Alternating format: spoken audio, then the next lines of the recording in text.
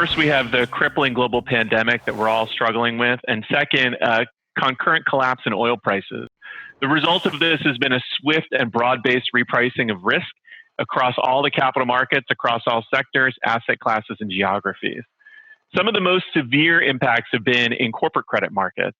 In the best of times, corporate credit, particularly in the below investment grade space, is relatively illiquid, but now things have turned extremely illiquid, resulting in market dislocations across different types of assets. Two things to touch on in terms of some metrics to give you a sense. First, investment grade corporate credit spreads have widened to a level as wide as we saw at points during the 2008 global financial crisis, implying a 5-year cumulative default rate that would be in the double digits. Second, in the leverage loan and high yield bond markets, there's now over $1 trillion of debt trading at distressed levels, and we also anticipate a default rate exceeding 10% in that space. We've seen a number of key elements show up in the credit markets that we find concerning. One, liquidity remains very constrained. The primary new issue market, in particular for below investment grade credit in leverage loans and high yield bonds, are basically closed right now, with relatively limited trading in secondary names and difficulty with price discovery. Second, the formation of new CLOs. This is an important one because CLOs, by our math, represented more than half of the incremental demand for leverage loans in the last couple of years.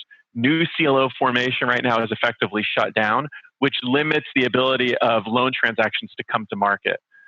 Third, redemption from daily liquidity vehicles. There's been a wave of redemptions across mutual funds and exchange-traded funds, forcing managers to sell what were perceived to be liquid performing credits at illiquid non-performing prices.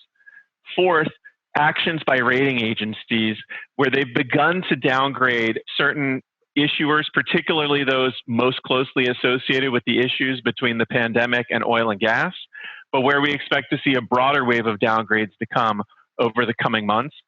And with more of that, we expect to see more selling pressure on the part of ratings constrained holders. Lastly, the speed of reaction of public markets, it's been much faster this time than we saw in 2008. And with the movement in public markets, it's made private market transactions very difficult to price. And we've seen private markets for new capital shut down as well for a period of time. With this repricing of deals and risk, it'll be a while before private transactions come back and can be available to fill the hole for corporate credit in borrowers in need. PIMCO remains cautious on companies where liquidity constraints and earnings deterioration are in play, and we think more attractive opportunities may develop over the balance of the year. For now, we're remaining patient and focused on higher quality segments of the market. We expect to see constrained liquidity along with constraints on leverage leading to further dislocations in public and private lending markets as CLOs, BDCs, and direct lending funds potentially seek to sell underperforming credits. As rating agency actions continue to catch up, we would also expect to see these sales accelerate. We further expect a potentially larger opportunity to develop in private markets as underwriters pivot to private markets and leverage private lenders become forced sellers. We believe the dynamic may drive public and private distressed financings and private capital solutions opportunities in the medium term. Lastly, for those investors who have the expertise and long-term vehicles and the capability to lead restructurings, we anticipate some of the highest return opportunities may be in repairing the balance sheets of damaged companies.